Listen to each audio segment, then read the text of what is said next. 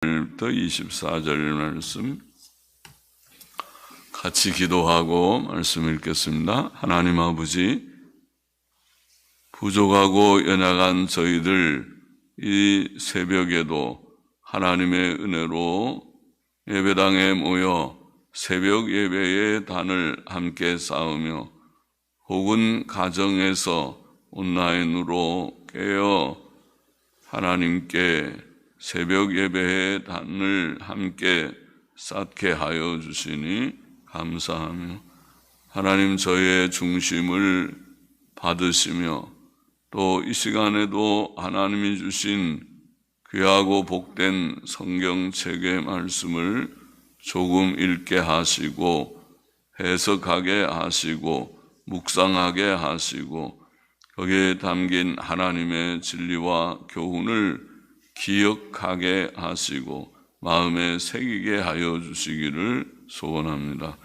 부족한 종에게 은혜를 주시고 성령의 충만함을 항상 주시고 또 참여한 모두들에게도 같은 은혜를 주시고 성령의 충만함을 늘 주셔서 성경을 바로 읽고 바로 깨닫고 또 마음에 다 교훈을 삼아 유익을 얻게 하여 주시고 실제로 하나님의 말씀의 교훈대로 살아가는 주님 거룩한 길 가는 저희들, 선한 길 걷는 저희들이 되게 하여 주시기를 소원합니다.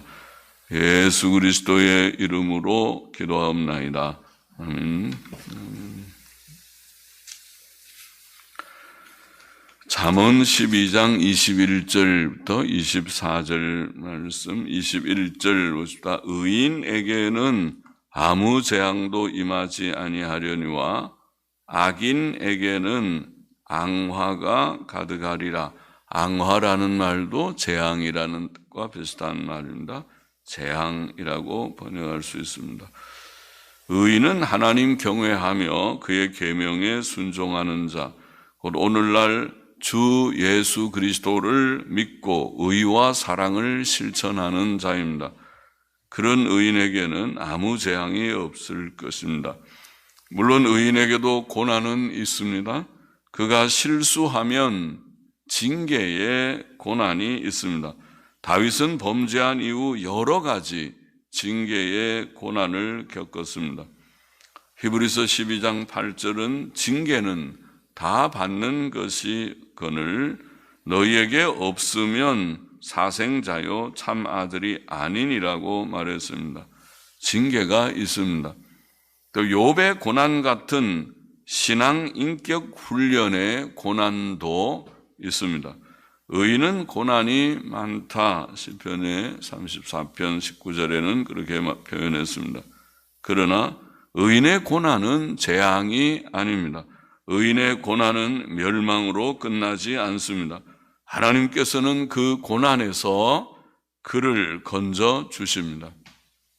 시편 34편 19절 말씀 우리가 아는 대로 의인은 고난이 많으나 여호와께서 그 모든 고난에서 건지시는도다.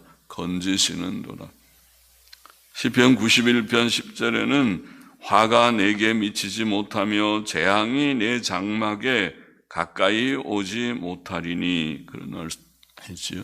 하나님께서 재앙으로부터 주의 자녀들을 지켜주신다.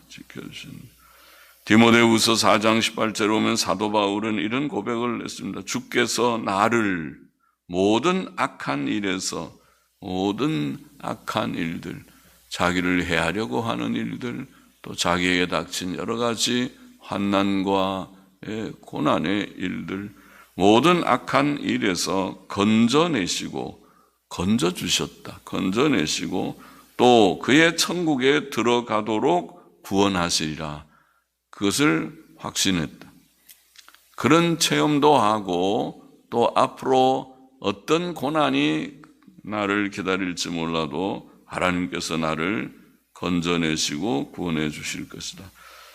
또 성도가 겪는 고난을 포함한 모든 일들은 합력하여 유익을 이루는 것이 될 것입니다. 로마서 8장 28절 말씀. 순교는 가장 높은 차원의 고난입니다. 그것은 하나님의 재앙이나 징벌이 아닙니다. 그것은 무의미한 죽음이 아닙니다. 그것은 하나님의 진리를 증거하다가 그 진리 때문에 죽는 영광스러운 죽음입니다. 주께서는 나를 위하여 자기 목숨을 잃는 자는 얻으리라. 잃는 자는 얻으리라. 드문 일이지만은, 순교는 아무나 하는 것 같지 않지만은, 그러나 그것은 영광스러운 죽음이고, 그 순교의 죽음을 하는 자는 하나님의 영원한 영광의 생명을 얻게 될 것입니다.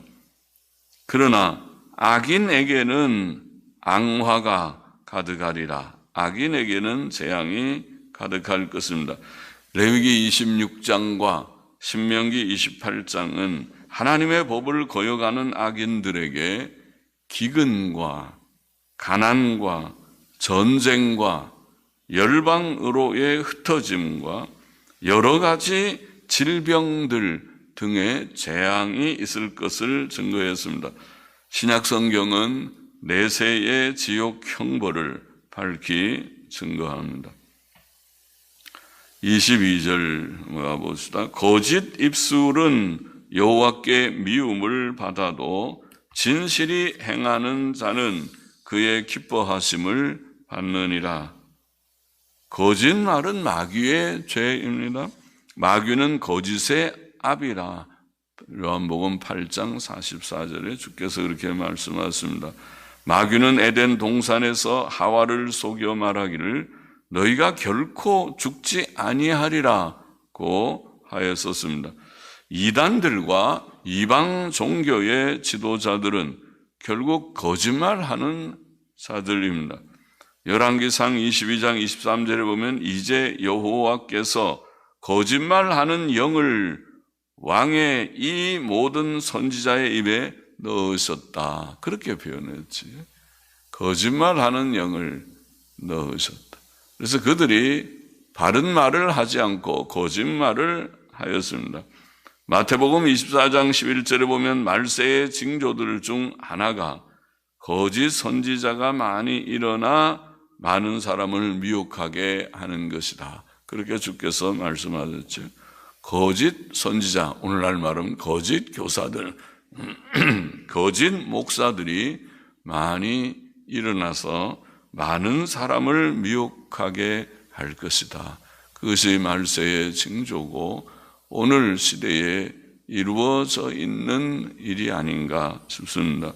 데살로니가 후서 2장 9절 10절도 악한 자의 임함은 사탄의 역사를 따라 모든 능력과 표적과 거짓 기적들도 있고 불의의 모든 속임으로 멸망하는 자들에게 임할 것이다. 그렇게 되어 있습니다. 모든 거짓 기적도 있고 불의의 모든 속임들이 많은 그런 시대가 될 것이고 그 후에 주의 재림이 이루어질 것을 말씀한 것이 데살로니가 후서 2장의 예언의 말씀입니다. 이단들과 이방 종교들은 다 거짓말이다. 그렇게 말할 수 있습니다. 거짓 입술은 여호와께 미움을 받습니다. 하나님께서는 거짓말하는 자들을 미워하십니다. 그러므로 잠언 6장은 여호와의 미워하시는 것 6, 7가지를 증거하면서 그 중에 2가지가 거짓에 관계돼. 거짓된 혀, 거짓을 말하는 망령된 증인, 그렇게 2가지를 언급했습니다. 또 성경은 모든 거짓말하는 자들은 지옥불에 던지울 것이며 새 예루살렘 성 곧 천국에 들어가지 못할 것이라고 분명하게 증거하였습니다. 거짓말은 큰 죄악입니다. 그러나 진실이 행하는 자는 거짓 입술은 여호와께 미움을 받으나 진실이 행하는 자는 하나님의 기뻐하심을 받는다고 본문은 말합니다. 하나님께서는 진리의 하나님, 진실의 하나님이시며 그의 모든 말씀은 진리, 곧 진실의 말씀입니다.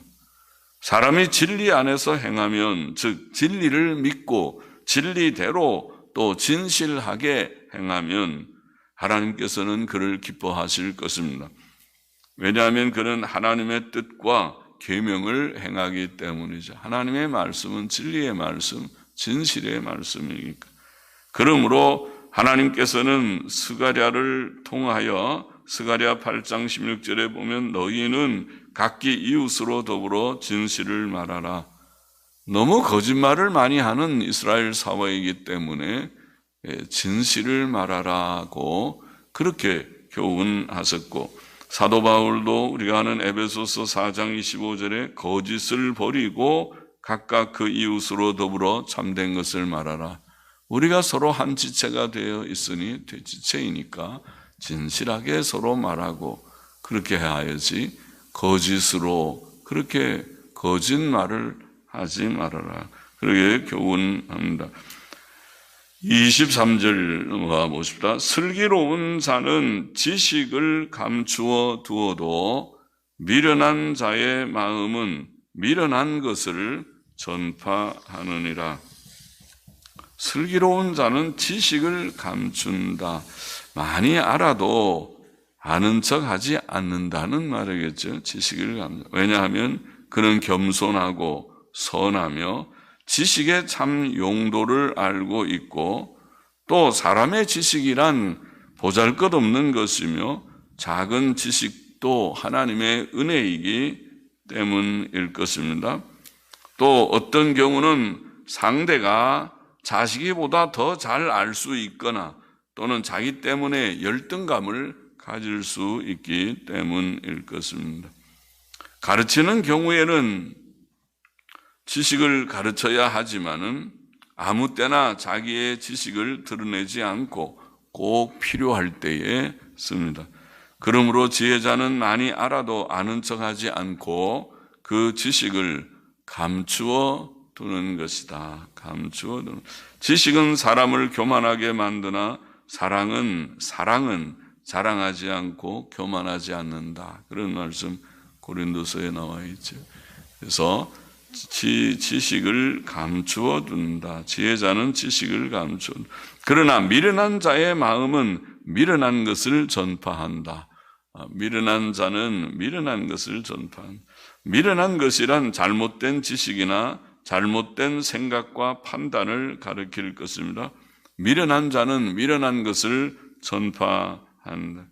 잠언의 다른 구절들도 이와 비슷한 것을 말합니다. 잠언 13장 16절에도 무릇 슬기로운 자는 지식을 행하여도 미련한 자는 자기의 미련한 것을 나타내느니라. 그렇게 말씀하고, 잠언 15장 2절에도 지혜 있는 자의 혀는 지식을 선히 베풀고 미련한 자의 입은 미련한 것을 쏟느니라.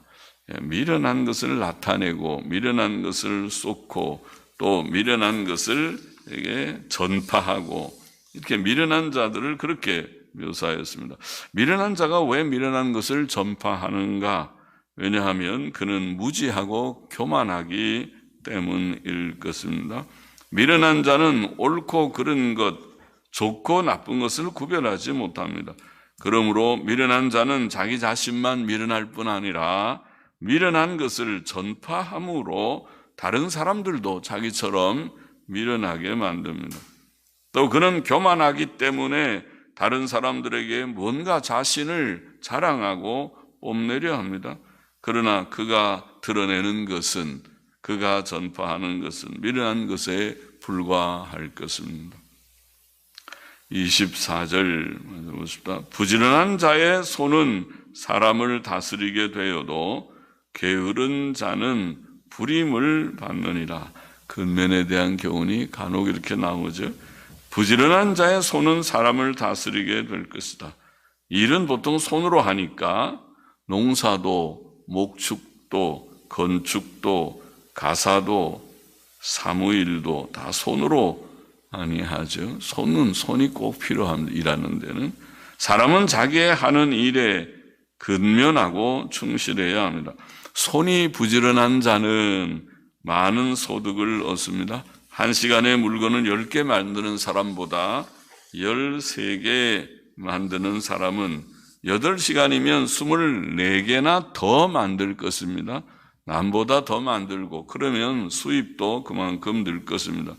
부지런한 학생은 성적이 올라 좋은 학교에 진학할 것이고 부지런한 직장인은 점점 승진하여 다른 사람들을 다스리는 책임 있는 위치에 오르게 될 것입니다.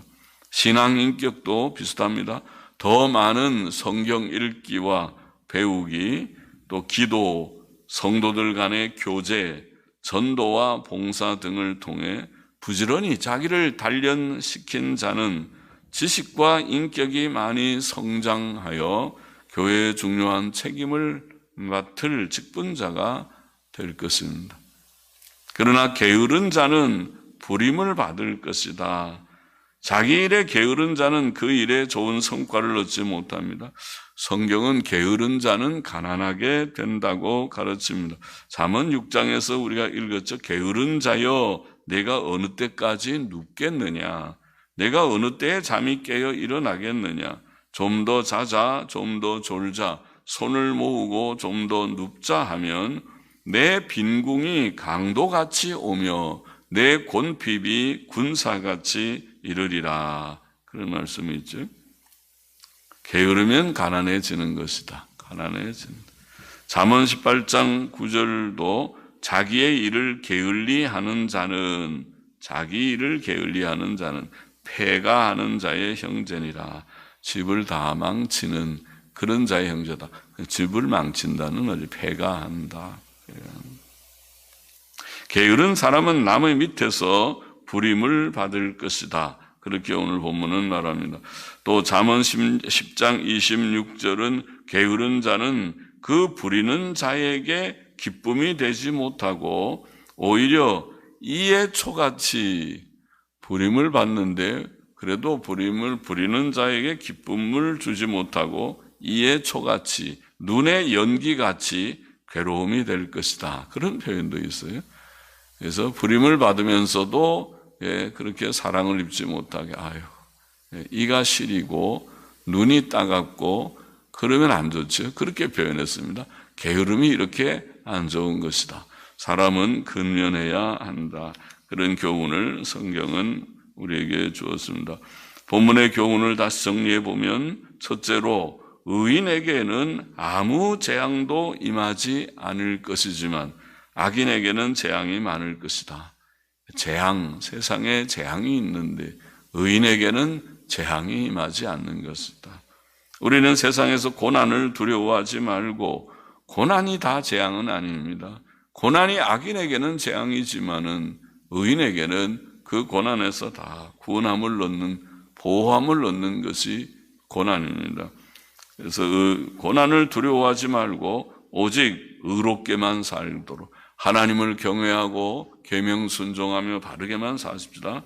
바르게 살며 하나님의 구원과 보호를 믿어야 할 것입니다. 하나님께서 우리를 지켜주실 것을 믿습니다. 구원해 주실 것을 믿습니다. 둘째로 거짓 입술은 여호와께 미움을 받아도 진실이 행하는 자는 그의 기뻐하심을 받는다. 거짓 입술을 다 버리고 우리의 입이 거짓말하는 입이 되지 말고 진실이 행할 때 하나님께서 기뻐하실 것이다.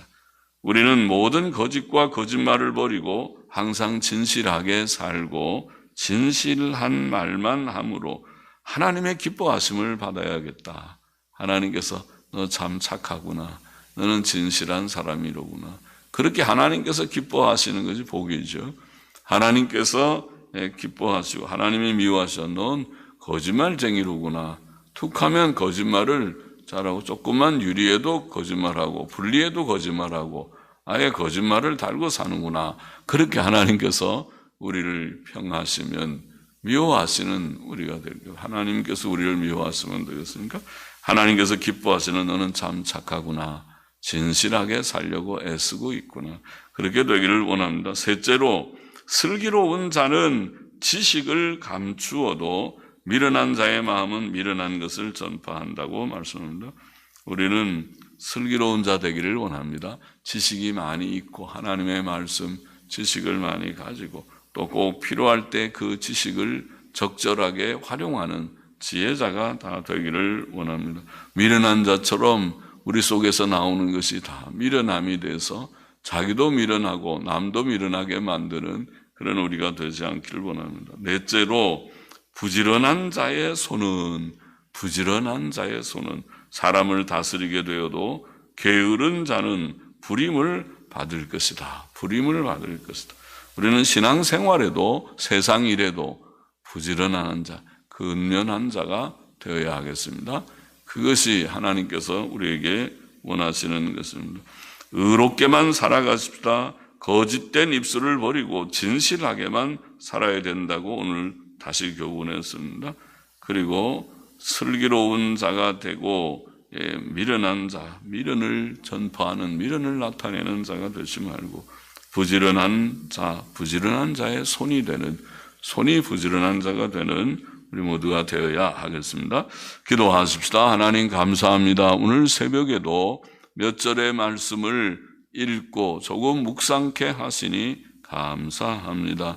오직 이 세상에 여러 가지 어려운 일이 많아도 의롭게만 살면 승리하게 될 것을 믿습니다. 진실하게 살면 하나님께서 기뻐하시는 줄을 믿습니다. 아버지 하나님, 또 부지런하게 항상 살아서 주님이여 게으른 자가 되지 않고 지혜로운 자들로 하나님께서 주시는 모든 현실 속에서 믿음 생활도 열심히 하고 우리에게 주어진 환경 속에서 세상 일에도 부지런한 저희들이 될 수 있게 힘을 주옵소서. 오늘도 우리의 남은 생도 주께 의탁합니다. 감사하며 예수 그리스도의 이름으로 기도하옵나이다. 아멘. 아멘.